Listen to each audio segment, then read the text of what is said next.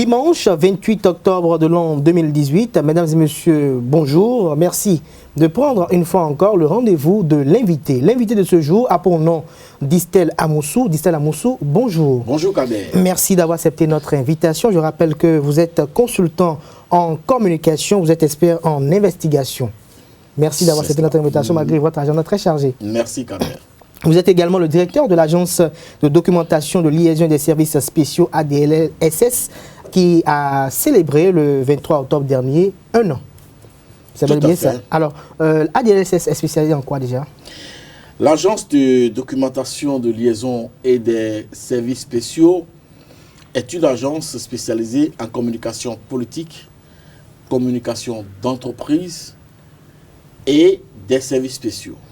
Alors, les services spéciaux regroupent les services sécuritaires que nous offrons à une certaine part à l'État et à d'autres parts au privé.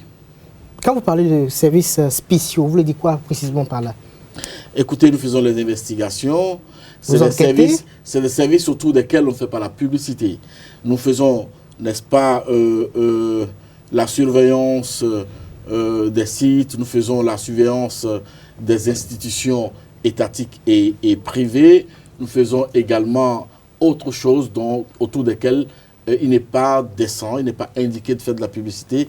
C'est pour ça que nous avons englobé tout ceci dans services spéciaux. Englobé cela dans services spéciaux, Distel Amoussou, vous n'êtes pas un novice, vous êtes réputé sur les réseaux sociaux à travers différentes vidéos, différents audios que vous produisez au quotidien pour commenter, pour opiner sur l'actualité politique nationale de votre pays. Alors, comment analysez-vous aujourd'hui cette actualité politique nationale aujourd'hui? Il faut dire que l'agence de communication, comme je vous l'ai dit, ADLSS est spécialisée donc en communication politique et par ce fait, elle produit des capsules, n'est-ce pas, vidéo, elle produit des visuels, elle produit des opinions, n'est-ce pas, sur l'actualité politique nationale. Et c'est pour cela que les Béninois, depuis 12 mois, nous ont adoptés, parce que l'aigle royal a pu déchirer le ciel de la communication au Bénin et en Afrique. Nous sommes sollicités au Bénin, nous sommes sollicités dans certains pays africains. Nous sommes en train de prendre le cap sur le monde les mois et les années à venir. Vous êtes en train de prendre le cap sur le monde et les années à venir, mais d'aucuns estiment que cette communication est unijambiste. Écoutez, nous ne sommes pas politiciens, nous sommes une agence de prestation de services et écoutez, souffrez que si c'est une jambe qui sollicite, n'est-ce pas, nos prestations, eh bien, que le travail que nous fournissons, nous abattons, soit perçu par les bognes comme un travail d'unijambiste. Alors, soit perçu comme un travail d'unijambiste. Aujourd'hui, nous avons l'actualité politique nationale de notre pays qui a été couronné toute cette semaine par des faits majeurs. Il s'agit de la décision de l'Union démocratique du Bénin, pour un Bénin nouveau, UDBN, présidé par Claudine Affaire-Prudencio, qui décide d'aller aux prochaines élections législatives en toute autonomie, en toute indépendance, alors qu'elle est toujours de la mouvance présidentielle. Alors au niveau de ADLSS, comment vous analysez cela? Écoutez, personnellement, si j'étais à la place de l'honorable Claudine Prudencio Affiavi, je n'aurais pas eu le courage, n'est-ce pas, de prendre cette décision. Je n'aurais pas pu prendre cette posture. Donc elle est courageuse en fait. Elle est courageuse, mais ce courage heurte, il faut le dire, la discipline du groupe. C'est un courage qui heurte la cohésion du groupe. C'est un courage qui frise les respects à la décision commune, n'est-ce pas? Je ne vous coupe pas dans votre argumentaire, ça coupe la décision du groupe, la discipline du groupe. Mais quand on est dans un groupe et qu'il y a une décision qui est prise et qu'on n'est pas en phase avec les idées de cette décision, et quand on sait que l'UDBN c'est un parti politique qui a des militants et des militantes, il faut quand même consulter la base parce que, à en croire le congrès extraordinaire, le 4e qui s'est tenu le 21 octobre dernier, c'est la volonté des militantes et militants de l'UDBN qui ont voulu que ce parti ne se fonde pas dans un grand ensemble? Écoutez, je connais le fonctionnement des partis politiques au Bénin, le fonctionnement actuel. C'est d'ailleurs pour cela que le chef de l'État en appelle, n'est-ce pas, des réformes du système partisan. Et la base qui édicte la direction au sommet, au sein d'un parti, ceci relève d'un rêve, d'un miracle. Maintenant, je l'admets, et quand c'est comme ça, on ne crée pas un groupe de sécession pour demeurer dans l'ensemble. On s'en va, on quitte. Maintenant, je ne voudrais pas vitrioler cette initiative de l'honorable Prudencio, simplement parce que dans la stratégie politique, lorsqu'on observe le contexte actuel, il relève d'une évidence que tous les ténors, les probables têtes d'affiche ne pourraient pas toutes se retrouver, n'est-ce pas, au sein des grands blocs qui sont en gestation, qui se créent. Alors, il faut bien, au risque d'avoir le rang des vis-à-vis gonflés, disons les choses, au risque d'avoir des déçus, des frustrés qui iraient gonfler, n'est-ce pas, le rang d'une certaine opposition. Il pourrait être souhaitable, il pourrait être admissible qu'il y ait un réceptacle, n'est-ce pas, pour ces déchets. Déchets, j'exagère, qu'il y ait un réceptacle pour ces déçus. Parce que c'est quoi? Lorsque vous voulez faire du feu avec du bois et que vous devez, n'est-ce pas, fendre du bois, il y a des déchets qui giclent, n'est-ce pas? Et en stratégie politique, il serait souhaitable qu'il y ait un réceptacle donc, pour ces déçus-là, qui puissent, n'est-ce pas, partager, continuer de partager, si la conviction en est telle, les idéaux, n'est-ce pas, du grand groupe, des grands blocs. Partager les idéaux du grand groupe, du bloc qui sera bientôt appelé parti politique. D'une part, on parle du parti Les Républicains, de l'autre côté, les progressistes. Mais est-ce que vous, Stella Moussou, qui avez fait ses preuves dans la presse nationale, quand vous apprenez aujourd'hui qu'un parti comme le Parti du Renouveau démocratique aujourd'hui va disparaître pour une réforme qui a été engagée, initiée par le chef de l'État, est-ce que ça ne vous fait pas un hic, bien que vous n'êtes pas un militant de ce parti politique? Écoutez, votre question m'amène à dire que, enfin notre pays aura l'occasion de découvrir de grands partis, de découvrir le fonctionnement d'un parti. Un parti politique, c'est un format. J'ai coutume de le dire, c'est un format, c'est une idéologie, c'est des militants, c'est des cotisations, c'est des dons, c'est des legs, c'est des structurations organisationnelles. Est-ce que notre système, est-ce que nos acteurs politiques... Je vais y arriver. C'est ça le format de parti politique. Mais de 1960 à ce jour, nous n'avons eu droit à aucun parti politique répondant à ce format.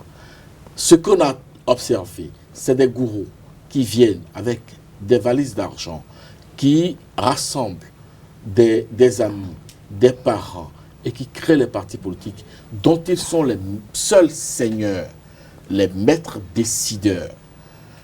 Et quand c'est comme ça, tout le monde se plie à la décision du chef suprême du parti. Enfin, le Bénin va tourner cette page.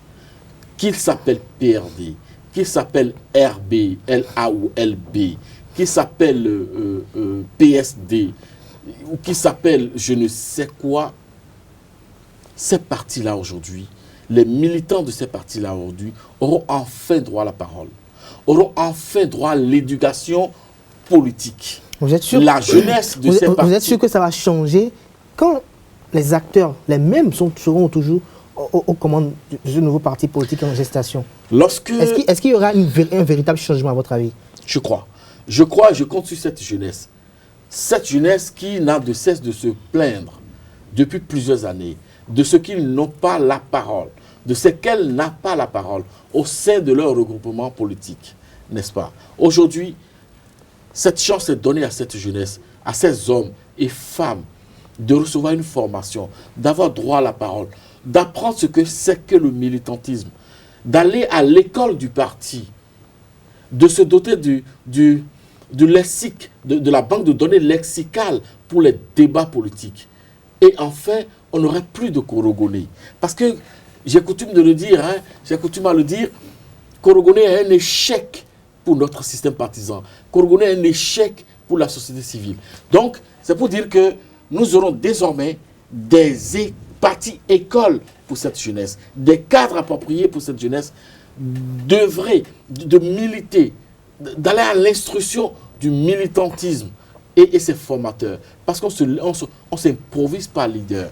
On ne s'improvise pas leader, certes, comme vous le dit Stella Moussou, mais quand on voit un peu la situation politique aujourd'hui, quand on sait que ce parti politique ou ces deux partis politiques de la mouvance présidentielle n'auront que leurs listes qui seront effectuées et approuvées par le chef de l'État actuel, quand on sait qu'il y en a certains qui ne sont pas dans de belles grâces du chef de l'État actuel, quand on sait qu'il y en a qui ont un besoin irrésistible de revenir au niveau de l'Assemblée nationale, est-ce qu'il n'y a pas une cacophonie qui s'installe aujourd'hui? Est-ce qu'il n'y a pas des frustrations, une manifestation d'hégémonie qui s'instaure à telle enseigne que d'autres estiment qu'il faut faire aujourd'hui cavalier seul? Je ne partage pas votre interprétation, votre lecture qui consiste à dire que c'est le chef de l'État qui serait amené à valider des listes. Non, nous sommes tous des citoyens et autour du chef de l'État, ceux qui portent ses idéaux, ses actions sont des citoyens libres. Lorsque la balise est posée, lorsque les idées sont avancées, lorsque la nécessité d'aller à de grands ensembles s'imposait à nous depuis plusieurs décennies et qu'aujourd'hui l'heure a sonné, c'est librement que ces acteurs politiques devraient se constituer. Ils ne devraient pas attendre l'onction ou la bénédiction du chef de l'État. Non, nous refusons les gourous à la tête des partis politiques. Nous ne devons pas faire de l'autorité, de la première autorité de ce pays, un gourou. Non. Dire que c'est le chef de l'État qui va donner son onction. Parce qu'on dit que parce qu'aujourd'hui, Claudine Prudencio, ne nous cachons pas, est attaquée de part et d'autre parce qu'on dit qu'elle est indisciplinée, parce que le chef a demandé qu'il y ait forcément deux partis politiques. Et donc, le fait qu'elle veut créer un parti politique, puisqu'il y a beaucoup de mouvements politiques qui adhèrent à son parti politique, constitue une indiscipline. Et donc, elle a désobéi au chef et donc on la voit déjà dans l'opposition. C'est de bonne guerre. Qui vous dit que... De bonne guerre politique. Qui vous dit que c'est le chef de l'État qui a donné des consignes pour dire qu'il faut avoir 2 blocs au sein de la majorité présidentielle. Je n'ai assisté à aucune réunion. Je n'ai eu aucune information vérifiable. Mais les acteurs politiques le disent. Je ne peux pas le démontrer. Mais ce que je sais, lorsque vous dites que vous défendez l'action d'un chef, d'un gouvernement, il y a forcément un fil conducteur. Il y a forcément une cohésion à observer, n'est-ce pas? Lorsqu'un membre de ce regroupement en arrive à se retrouver en porte-à-faux avec la grande décision de départ d'un groupe, oui, il y a des réprobations. Oui, il y a des frustrations. Oui, il y a des argumentations, des critiques. D'accord, c'est de bonne guerre. Mais qui vous dit que l'action que pose l'honorable Claudine Prudencio, bien que dans la logique, bien que dans les faits, porte à croire qu'il y ait un faux bond, n'est-ce pas, qui vous dit que la capitalisation donc, de son action ne serait pas demain au profit du grand regroupement ou des 2 grands regroupements. Non, qu'il faut reconnaître que certaines personnes ne savent pas attendre le tour. Il y a que le combat sera rude au niveau de leur circonscription électorale. La 6e. Devant 6e circonscription, devant un Dassigli, devant un Roudé. Si l'honorable Claudine Prudencio, qui tient Godomé, grenier électoral, pense, n'est-ce pas, que les hommes vont lui faire de faux coups et qu'elle, en tant que femme, la seule leader aujourd'hui de cette circonscription électorale, pense, n'est-ce pas, se frayer un chemin tout en restant collée à la défense, n'est-ce pas, des idéaux du chef de l'État, je crois qu'il faudrait peser le pour et le contre. Oui, l'action est blâmable. Oui, l'action présente une certaine désobéissance à la décision collective, à l'envie de l'harmonisation de l'action de la majorité présidentielle. Oui, d'accord. Oui, mais c'est la fin qui justifie les moyens. C'est la fin qui justifie les moyens, d'accord. Mais vous, en tant qu'analyste politique, en tant que consultant en communication, en tant qu'expert en question d'investigation, quand vous analysez un peu les circonstances actuelles, est-ce que l'IDBN pourra s'en sortir avec les exigences de la réforme du système partisan et du code électoral? Ben écoutez, moi je suis en train d'initier un sondage d'opinion dans cette circonscription électorale, n'est-ce pas? Je suis en train de prendre le pouls de ce regroupement qui se constitue parce que, à mes dernières informations, le casting se poursuit. Et comme je l'ai dit, je perçois ce groupe comme un réceptacle donc, des déchets. Si... T'es déçu, vous avez dit. D'être déçu. Si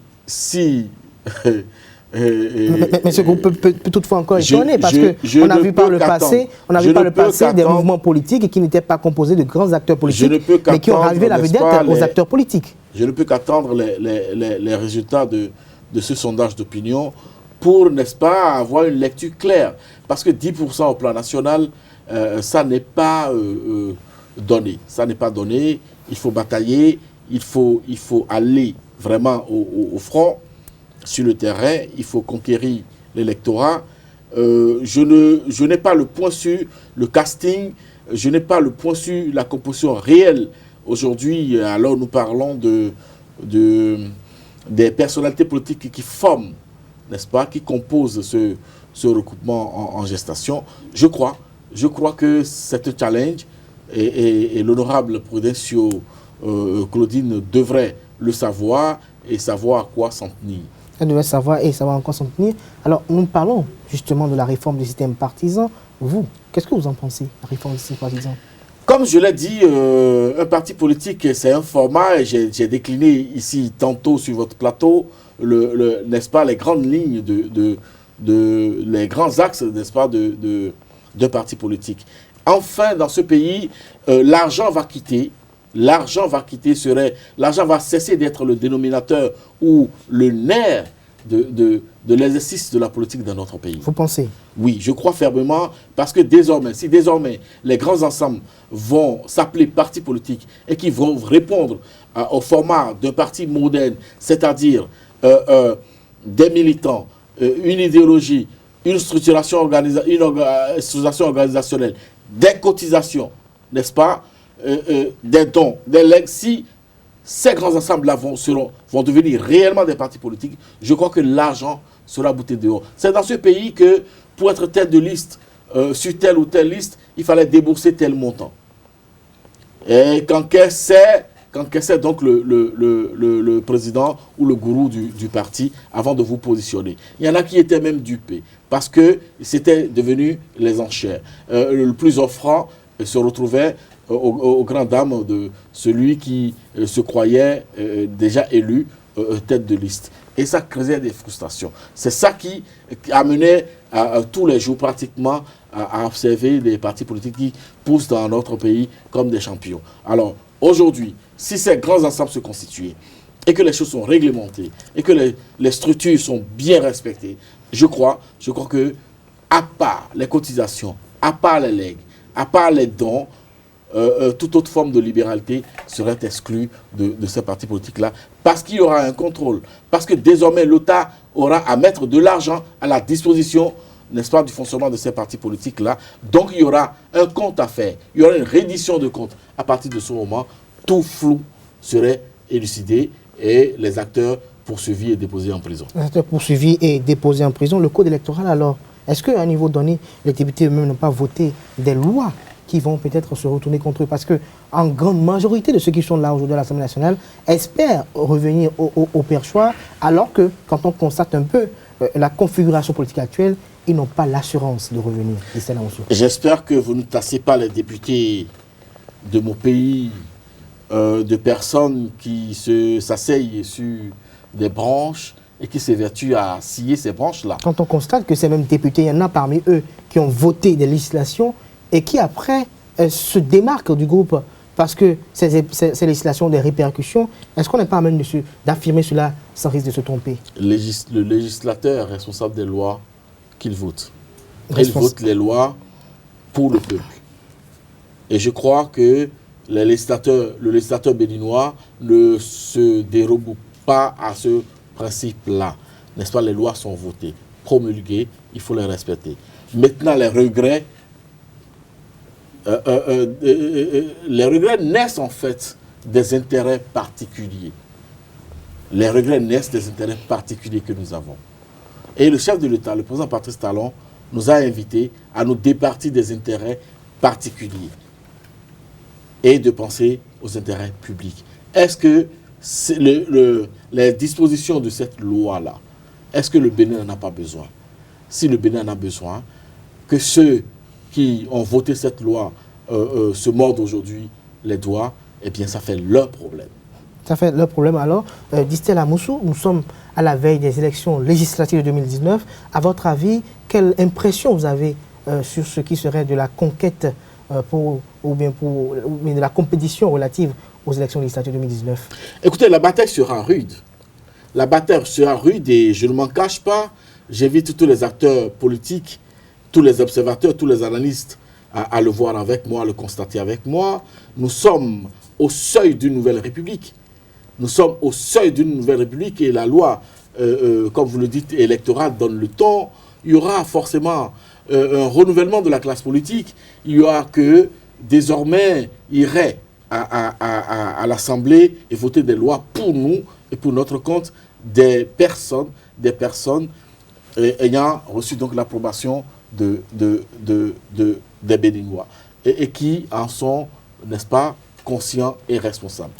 Oui. Et l'argent ne pourrait plus continuer d'être le maître de nos lois, le maître de notre législateur, le maître de nos députés. L'argent ne sera plus maître et je ne peux pas recevoir Distel Amoussou sans quand même parler de ce sujet assez important et préoccupant qui agite et qui a d'ailleurs agité toute la semaine, cette semaine écoulée, l'actualité politique nationale et voire même internationale. C'est cette affaire de Sébastien Germain Jargon qui a été condamné par la Cour de répression des infractions économiques et du terrorisme, 20 ans d'emprisonnement ferme, 5 millions d'amendes, un mandat d'arrêt international à son encontre. Ce dernier demande l'asile politique en France. Alors vous, comment percevez-vous le déroulement de ces faits? Comment vous les analysez et qu'est-ce que vous en tirez comme conclusion? Écoutez, le 6 avril, lorsque le président Patrice Talon prenait les rênes de ce pays, il a dit qu'il ferait, n'est-ce pas, de la lutte contre la corruption une lutte de tous les jours. Il a énoncé qu'il allait mettre en place des structures pour l'accompagner dans ce combat, un combat quotidien. N'est-ce pas? À partir de ce moment-là, moi je crois qu'on s'appelle Sébastien Diavon ou qu'on s'appelle Distel Amoussou, lorsqu'on pose des actes, eh bien, il faut en répondre courageusement. Et je crois que le compatriote, s'il demande l'exil, à en croire ce que vous dites dans votre... Marc Ben Simon, son avocat. Écoutez, moi, je ne certifie rien. Je ne certifie rien. Et bien, s'il est dans son droit de demander l'asile politique, c'est son droit. Il appartient, n'est-ce pas, aux institutions. Il appartient au pays d'accueil d'analyser les faits. Eh bien, dans tous les cas, la grande question qui se pose, c'est de savoir si nos comportements, nos agissements éduquent notre jeunesse. Si nos comportements, nos agissements éduquent notre jeunesse, eh bien, poursuivons. Si tel n'est pas le cas, eh bien, changeons d'option, changeons de cap. Parce que le président Patrice Talon a été clair. Il a dit, n'est-ce pas, il a dit et pensé et exprimé que la lutte contre la corruption, la lutte contre la grande criminalité, la lutte contre les crimes économiques serait combattue sous son règne. Eh bien, les Béninois ont validé et composté son billet pour la Marina à partir de ce principe-là. Il ne se dérobe pas. Il ne se dérobe pas. Alors, dans cette affaire liée à Sébastien Germain-Ajavon, nous avons eu une myriade d'interventions de part et d'autre, que ce soit des avocats de la défense, que ce soit des avocats qui sont restés neutres. Et l'une de ces interventions qui a beaucoup plus retenu l'attention des uns et des autres, c'est celle de Maître Alain Roula, qui plaide pour une grâce présidentielle pour Sébastien Germain-Ajavon. À votre avis, vous en dites quoi? Écoutez, ce pays a besoin de tous ses enfants pour se développer. Qu'on s'appelle Sébastien Ajavon, Distel Amoussou, Liadi Soglo ou Tatampion, c'est ensemble que nous allons construire ce pays-là. Mais, lorsque nous érigeons des règles de jeu, c'est ensemble que nous devons respecter ces règles-là. On ne peut pas être sur un terrain de football et choisir à chaque fois, n'est-ce pas, de heurter les règles du jeu. Si ensemble, Béninois que nous sommes, nous avons décidé de lutter contre la grande criminalité, la corruption, les crimes économiques, et que nous avons rendu les crimes économiques imprescriptibles. Ça veut dire que nous avons manifesté notre volonté de les combattre. À partir de ce moment-là, c'est ensemble que tous les Béninois doivent respecter les lois de la République. Alors, êtes-vous pour, de manière précise, pour cette grâce présidentielle? Écoutez, Dieu ne veut pas la mort du pécheur. Je ne veux pas demander qu'on tranche la gorge à Sébastien Ajavon. Je ne veux pas le faire, je peux pas le demander. Si, n'est-ce pas, il reconnaît, s'il se soumet à la justice de son pays, si il fait les démarches appropriées, parce que il a, comme on le dit, les cheminements juridiques, ses avocats sont là pour le conseiller. S'il respecte, n'est-ce pas, les procédures et qu'il demande, qu'il sollicite la grâce présidentielle, n'est-ce pas, il appartient au chef de l'État d'analyser et d'en juger. Parce que l'opportunité relève mais vous, des attributions. Si vous devez conseiller le chef de l'État par rapport à cela, vous devez l'amener à octroyer cette grâce? Écoutez, Sébastien Ajavon est un frère, c'est un concitoyen, c'est à nouveau un frère. Je ne veux pas demander qu'on lui tranche la gorge. Alors, on vous aura compris d'ici la Moussou. Très rapidement, la Cour de répression des infractions économiques et du terrorisme, vous en pensez quoi, vous? Puisque ça agite un peu l'opinion. Ben, c'est un instrument que le chef de l'État a énoncé dans son discours le 6 avril, lorsqu'il parlait. Il a dit qu'il va instituer, n'est-ce pas, un outil de lutte et de répression contre la criminalité, la grande criminalité, les crimes économiques. Il a énoncé, il faut réécouter son discours. Le président Patrice Talon ne fait rien qu'il n'ait énoncé par avance. Et il se colle toujours à ce que le candidat Patrice Talon a dit. Il se colle toujours à ce que le président de la République, Patrice Talon, dit. Il ne s'éloigne pas de ses déclarations. Il y a une adéquation parfaite entre ses dires et ses actions. Et cela s'observe. Cela s'observe. Alors, Distel Amoussou, nous sommes à la fin de cette émission. Est-ce que vous avez un mot de fin à l'endroit des internautes qui vous suivent actuellement? Le mot de fin, c'est de dire aux Béninois de voir et de constater avec moi l'existence réelle des cantines scolaires, de voir et de constater avec moi que Marie Agleta devient une réalité, de voir et de constater avec moi que l'eau potable devient une réalité dans notre pays et que sa distribution va se poursuivre jusqu'à l'horizon 2021, comme l'a énoncé le chef de l'État. J'invite tous les Béninois à observer avec moi que les soubassements, n'est-ce pas, les fondamentaux d'un État solide et prospère sont en train d'être érigés et que nous sommes sur la bonne piste. Et que nous sommes sur la bonne piste. Je rappelle que Distel Amoussou est consultant en communication et l'expert en investigation. Il est le patron de l'agence de documentation de liaison des services spéciaux ADLSS qui a eu 1 an le 23 octobre dernier. Nous retiendrons de cette émission comme phrase forte que la réforme du système partisan est venue révolutionner le monde politique béninois. C'est venu siffler la fin de l'anarchie dans la création tous azimuts de partis politiques.